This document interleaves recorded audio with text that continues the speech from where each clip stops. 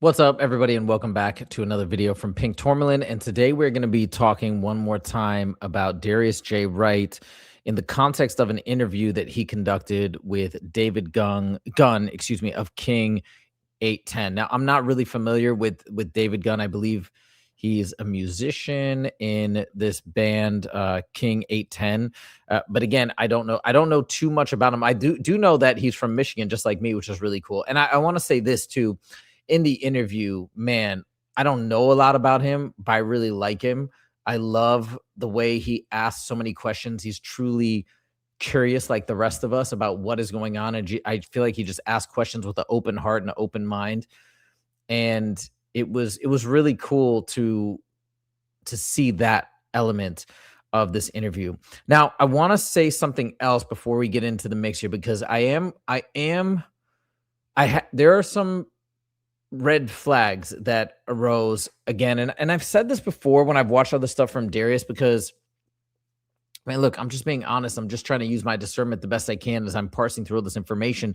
And Darius fascinates me because he has out-of-body experiences. This is a phenomenon that I've been almost like near-death experiences, as he describes them in his own words. Very intense out-of-body experiences where he says his body almost shuts down. He's able to really move around with great freedom and flexibility. And so obviously this is a phenomenon that I've been investigating and researching. And I think there is a lot of credibility or a lot of value in the idea that you can have these experiences to extract information and gnosis. So from one standpoint, I'm very interested in what he has to say. And when I was watching this interview, I was really trying to listen with an open mind, despite some of my alarm bells going off previously. Just different questions that I had about the way he approaches things or describes things or answers questions. But I was really trying to listen with an open mind. And I do want to say right off the bat, because like I said, I'm going to be a little bit critical in this video, but there were a lot of things that resonated with me that he said. And I'm wondering if a lot of times why he doesn't maybe focus on some of the things that we think are there, but he's kind of sweeping under the rug. Maybe it's because he's and I'm trying to give him the benefit of the doubt here. Maybe he's trying to empower people by just looking at the positive, just recognizing that we have the ultimate power, we have the ultimate control, we are sovereigns. Like, there is this possibility that I want to acknowledge, and maybe one day I'll get to have a chance to talk with Darius and really give him a true fair shake, which is what I want to do, what I want to do with everybody. And I would be more than happy to do that at some point if you'd ever be, open to chatting with me. But anyways, I do look forward to doing that one day. But in this video, I really do want to point out a couple things that are troubling for me when I watch this video and some of his answers, and it just makes me a little cautious about taking everything that Darius has to say without, you know what I mean, without a grain of salt, because I think what I feel like is he really tries to, and look, I don't know the guy, I never met him. So I keep want to preface everything I say with this, but it really feels like he wants to have the answer to everything. Like, there's never a time where he'll sit back and be like, you know what, that one, I don't know. It's a great question. I'm going to keep trying to learn. I want to keep figuring it out. He's got an answer to everything. And a lot of times it feels like a political answer, meaning he does not answer the question given to him. He dodges it and then gives something that sounds profound and maybe is an interesting statement, but it doesn't answer the question in like, I don't know what else to say other than it feels dishonest to me. And that's a problem, because I think as we're going on this quest, like, there's already so much deception and misinformation and disinformation that we have to deal with. And when I see that, man, it just like it worries me. Anyways, I'll let you guys decide and judge for yourself. But I highlighted a couple of sections in this interview that I want to share with you guys. And look, we're all evolving, we're all learning, we're all growing. Nobody's going to be perfect at this moment. Everybody's making mistakes. I'm making mistakes. And this is not a final decision or judgment on someone or anyone. It's just something that I'm pointing out that is happening right now. This video just came out and that I'm observing and that I thought was worthwhile to share as we all go on this quest. I know a lot of people are big supporters of Darius J. Wright and they really listen to everything he says. and kind of listen to him solely as their one guiding light. And I think this is important context. That's all I'm going to say. Let's get into the mix. This is the first question that David Gunn, or like kind of a question that comes up between David Gunn and Darius. And I'm on the fence about this answer. This answer kind of answers, I think, what David Gunn asked, but then I'm not really sure. It's a bit of a, it's like a labyrinth of words. It's windy and weavy, and that's the thing. Like if you listen to my interview with Intuitive Underground, ask a question, you get an answer directed to that question. I mean, obviously we all give context and preface and all that stuff. We don't necessarily dive right in and just say yes, no, or whatever it might be. I'm not saying we're all answering questions perfectly, but there's a difference, I feel like, in the way that most people will answer questions and the way that Darius does it. So anyways, you guys judge for yourself. Let me know your thoughts. Here's the first little clip I want to share. I don't think the emotion of love is the answer to everyone's problems. I think I'm trying to, how do you do it? Yeah. Well, what you just said, everybody has put a definition on love. Love is loving your family. Love is doing this. Love is that. What are all those things? Conditions. They're boxes. You're putting love in a box. And by the way, this is important. I just want to say real quick, because this is the central theme of Darius's message. It all comes back to love. And then I find it tough when he says you can't explain it, but that's like the core message of what he's talking about, is it all comes back to love. You're putting love in a border, a boundary. And that is what love is not. Yeah. Love is not conditions, nor is it boundaries, nor is it restrictions. So when you classify love as it is this and it's confined to this, then you actually don't even know love itself. Love, you can't even explain it, because that's like me trying to explain to you. Okay, by the way, so listen to this, right? First he says you can't even explain it. Then he says, so this is the part where it gets a little weird. Is he still trying to explain love, or is he giving an analogy? Because it gets very muddled here. So instead of trying to, he says you can't really explain it. And then he says it's like trying to explain, and then somehow connects it back to the concept of love. Just listen for yourself. How do you explain your authentic self? You at the highest version of your authentic self, not even hiding anything. How do you explain that? I have no idea. That's the highest version of love. Yeah. That's because your authentic self, when you're being your authentic self, automatically you don't put yourself in a box. Right. Which, okay, so that part kind of makes sense. But again, he said you can't even explain it in words. Then he says it's like, can you explain the highest version of yourself? He says no. And then so was that an analogy saying you can't explain the highest version of yourself, just like you can't explain love? Or then he says, I can't explain the highest version of myself. When you get to the highest version of yourself, that is love, right? Like, it's a little confusing. Maybe that is what he was trying to say. The highest version of yourself where you accept everything, kind of like true self-love, which other people have said as well. Pink tourmaline, by the way, that's what it represents. But if you come back to pure self-acceptance, that is the ultimate expression of love. And that's what we're going towards. Okay, I can get behind that. It just felt a little windy, a little weavy when he was trying to explain that. And the part that strikes me in a sense is if that is your central message, right, of what you're trying to get people to tap into, there's got to be some way to explain it. You know what I mean? And maybe this is him explaining. But anyways, that was these were the words that threw me off. Let me just finish this clip. Do you see what I'm saying? Yeah. You are at that point when you step back into yourself to that degree. There is no restrictions that you put on yourself, because if you do, then you're no longer being your authentic self, are you? Right. You're hiding. And you cannot define that. You cannot define it. Mm-hmm. And that's why the authentic self, the pureness of that in each individual, never copying somebody else, but you being yourself, you become the undefinable, which is the highest version of love. Yeah. Does that make sense? It makes sense. Okay. So that's my kind of overarching takeaway is we can say that at the end, it does feel like it's kind of coming together. It started off a little bit wonky in terms of, hey, was that an analogy or was he actually trying to string it together? But now when I listen to it again, played this a couple of times, now when I listen to it right now, I think we can say it does feel like he tied it all up at the end.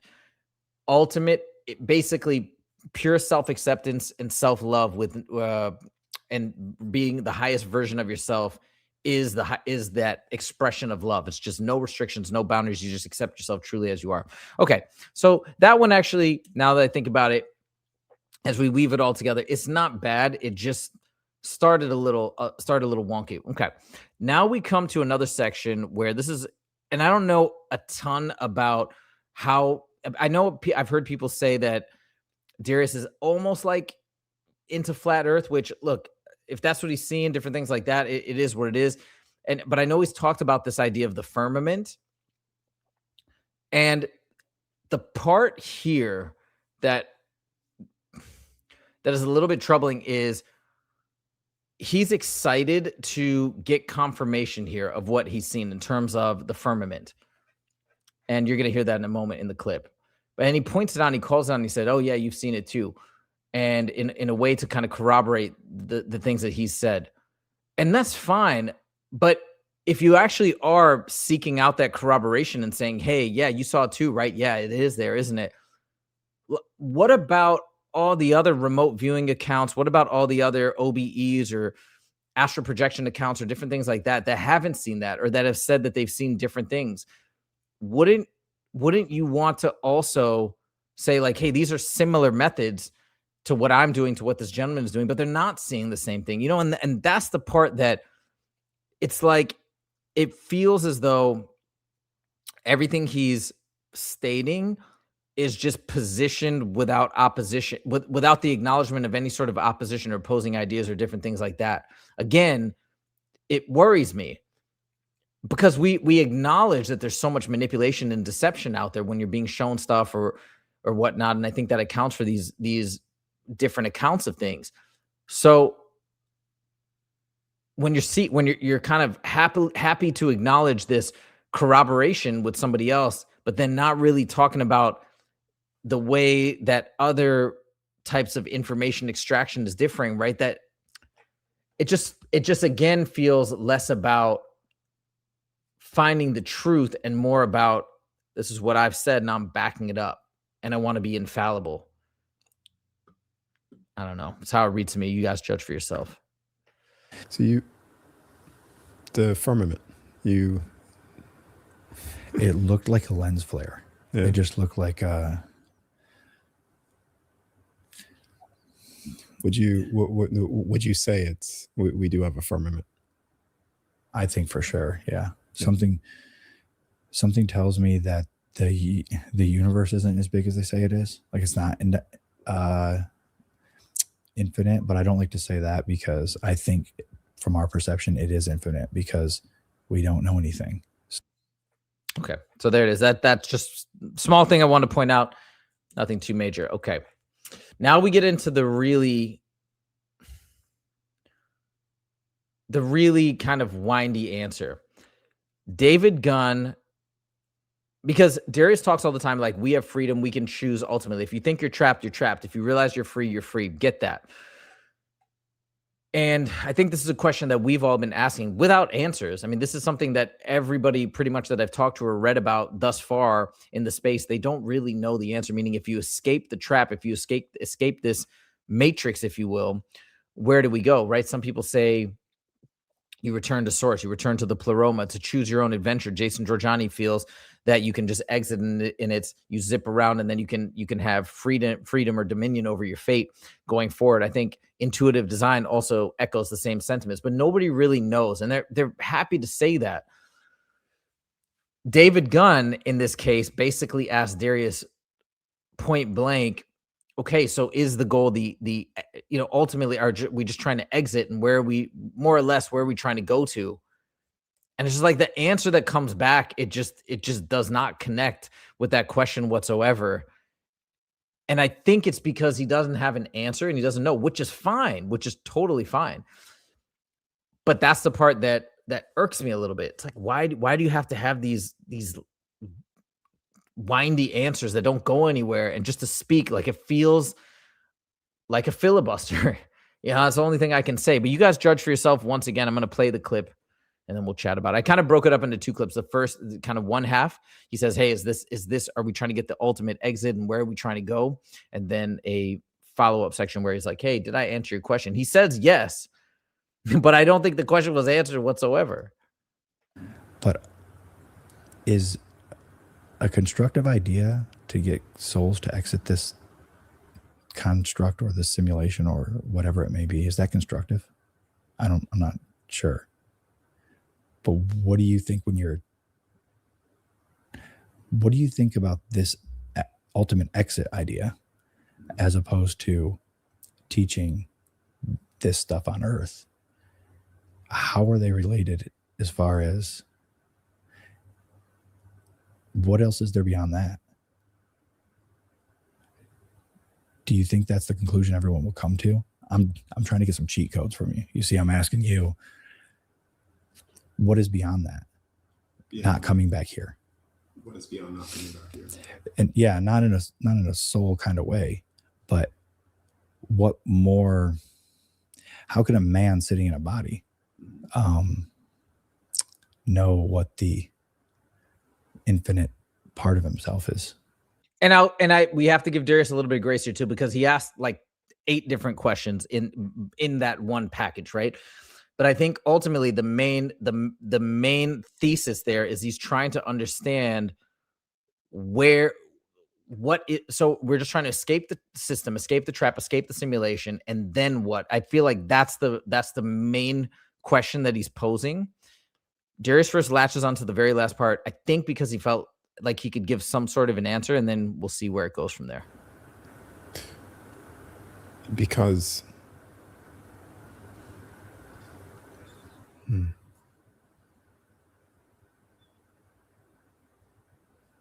because the soul within your body, within my body, is already that infinite part. So I'm going to go back to I'm going to answer that, but I'm going to go back to what you said before, which is, what am I supposed to be doing? And then to answer what you just said is this way.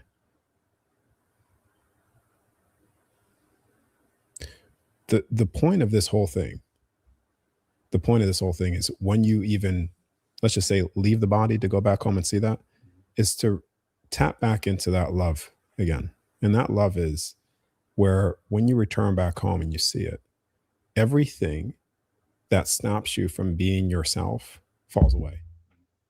There's no one to judge you. No one cares. Like there's nothing that you could have done ever throughout all creation that is going to judge you and condemn you for you. And that, so everything falls away, and then you're finally just able to be your authentic self. Now,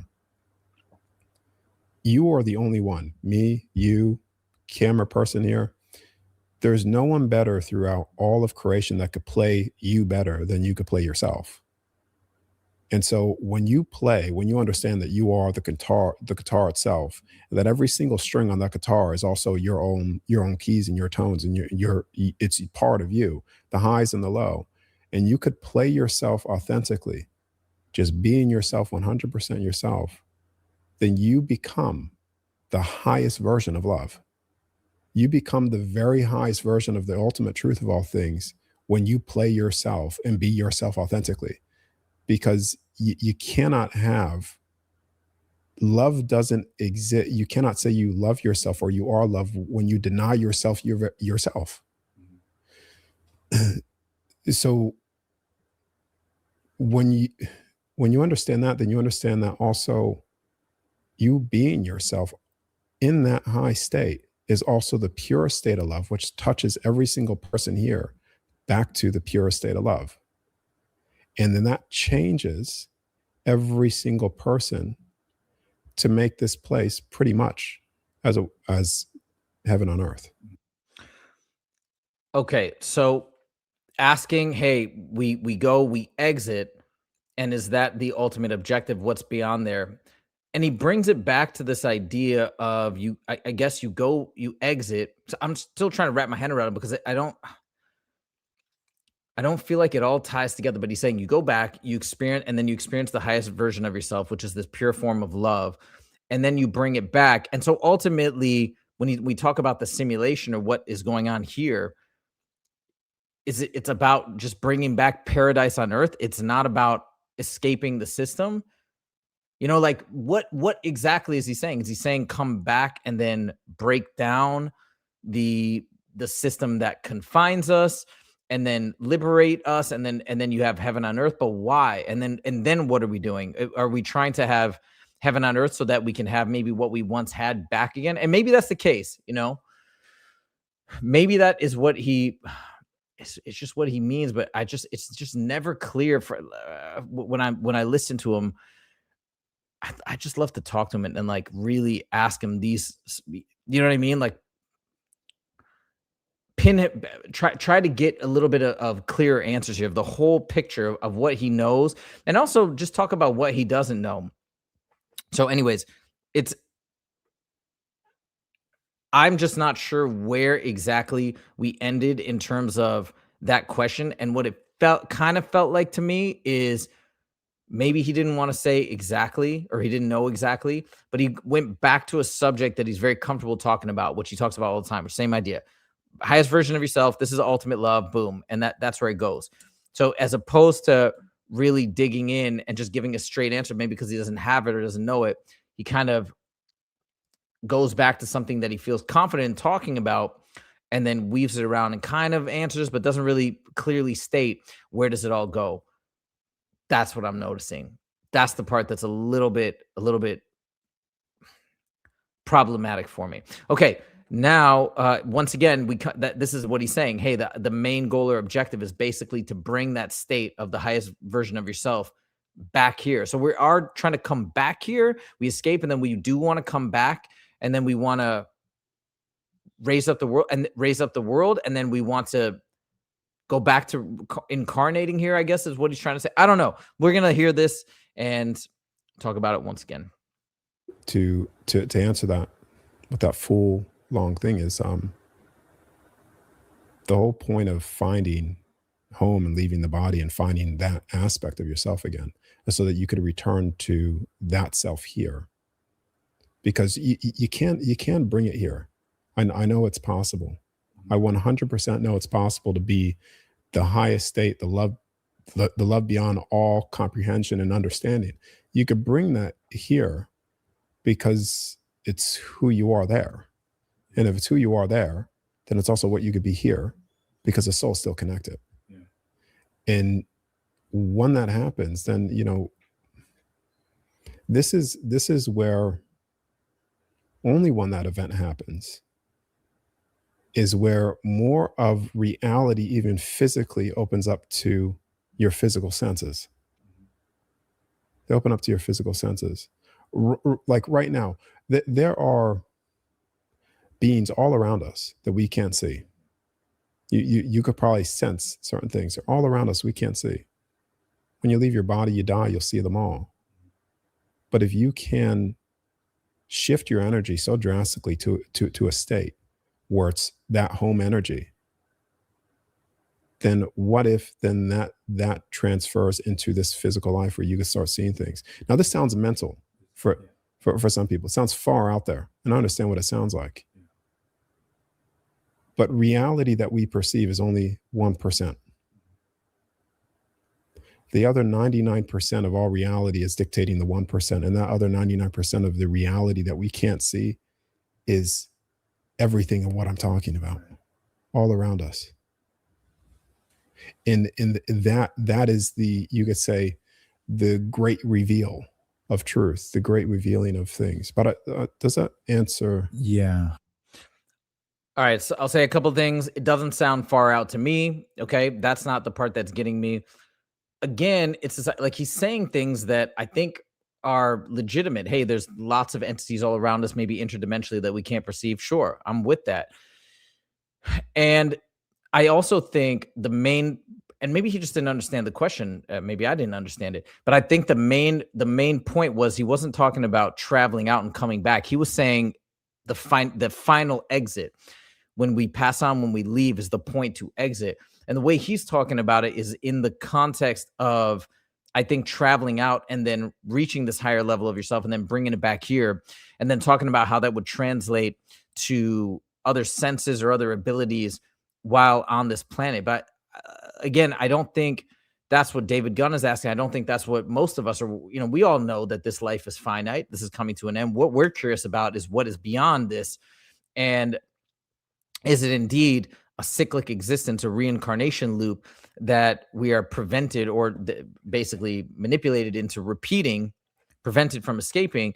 And if so, ultimately, if we do escape, then what? Then where do we go? Do we just go back to source? Do we just have this self-realization and sort of exist in this plane of just pure love? I think that's what he was asking, and it didn't really get answered. Let me know your thoughts in the comments, guys. I'm trying to break this down as well and trying to get my head around everything that he's saying. And if you think I'm missing something, let me know. All right. Last section here where they do actually talk about the soul trap idea. They talk about it to a small extent. And like David Gunn, I think, really hits the nail more on the head in terms of this topic. And if this is the case, that Darius does acknowledge that we are in somewhat being tricked. So I feel like he's kind of softly acknowledging that. Well, why doesn't he talk about it more specifically, as opposed, and maybe he has a reason for this, but as opposed to just saying, no, we could leave tonight. We could leave. Sometimes souls come in and before birth, they just bounce. Like, let's talk a little bit about the manipulation and the different forces and entities at play that might be at play, right? Like, why not talk about it and acknowledge it a little bit? It's almost like they just can't get out of this factory farming idea, which is what I understand humans to be, is kind of a factory farm. It's what it looks like. And that might sound depressing, but we can leave tonight. You know what I mean? And it doesn't have anything to do with anyone being like, yeah, just so everyone knows, Darius was a spiritual master. That's why he left. It's lame. It's because the soul makes the soul makes a choice. This comes from a misconception where people think that your soul is not dictates the universe itself. They think that the universe, creation itself, is dictating their soul, but the soul is the one that made it. So then it also has the authority to take itself withdrawal out of it. It's more withdrawn than it is here. It's not a misconception, I don't think. I don't think he's framing that correctly. It's not that maybe for some people, but I think a lot of people, we are seeing and recognizing that ultimately the authority is ours because we have to be manipulated, right? But that's not the point. The point, I think, if he's saying that it comes from misconception, I don't think that's what it is. It's that, yes, we have free will. Yes, we have sovereignty. And ultimately, they need us to sign on the dotted line or agree explicitly or implicitly to some sort of a contract. But obviously, despite that sovereignty and despite them needing us to sign on the dotted line, if you will, it's happening. Why is that happening? Yes, we can acknowledge that we have ultimate authority, but if we're out there and we're getting manipulated because we think it's going to be this or that when we leave, and then we get confronted with that, like we think we're going to see a spiritual entity or relatives or whatever, and that happens, and then we're as David Icke puts it, we're love bombed. All of a sudden, that idea of, hey, I'm sovereign, I want to do whatever I want. Well, now I want to do what this entity is telling me because it's making me feel amazing, and it's my uncle or it's this or that. So you're still making the choice, but now you're making the choice that's been manipulated. Like, why not talk about that as opposed to just, right? Like, doesn't that feel as though we're not getting all the information we need? And if people are solely relying on this type of information, I feel like that could lead them astray. And I think that's what David Gunn is talking about. We're being farmed. He called us a farm. He's talking, I think, for sure about this idea of Lucian energy being harvested or extracted from us. Now, in Darius's potential defense, like he may not buy into this idea that NDEs are manipulation. So he may be coming from a completely different vantage point. And if that's the case, okay, then I guess why not talk about it? But to me, I think he does know that this information is out there. He knows a lot of people probably have witnessed it and seen it for whatever reason. I don't know why why he's not acknowledging it, because I feel like it's something, it's a part of the story, and it's a part of potentially what's going on. I think it's a very important information. So anyways, these are some of the things that I wanted to touch upon. I do also, like I said, I want to say there's other things in this interview that are solid, that I think are not just things that make you feel good. Okay. I'm not just saying that they're positive things and therefore I like them because they're positive, but there are things that did resonate with me. And I also think that I think a lot of these different folks that are having out of body experiences, I don't think that they're coming out or astral projections, even the NDEers, okay, that are coming back with these stories that seem to be massive manipulations. I don't think they're out here trying to spread bad information. I think that either they don't realize maybe that it has been manipulated, and that can just happen to anybody, or in other cases, maybe narratives get built up so much, maybe our egos get involved, who knows, different things that can cloud our judgment going along. And I have to be careful of this. We all have to be careful of this, right? And that can sway the needle one way or the other, and can get us a little bit off course, but everybody can get back on course at some point. So I just want to say that I'm by no means saying that I think this is malicious in any way, but there are some things that are a little bit troublesome in my mind when I do listen to Darius, and when I kind of see the way that he approaches things. So anyways, those are my little things I want to point out. I'd love to know your guys' thoughts in the comments. I would love to one day have a conversation with Darius if he'd ever be willing. And I'd love to get some more direct answers to some of these very big, very important questions. And I'll leave it at that. We'll see what happens. That's all I got for you guys in this video. Thank you guys so much for joining. Let me know your thoughts. Let me know what you think of what I've talked about in this video. We'll see you in the next one. Take it easy.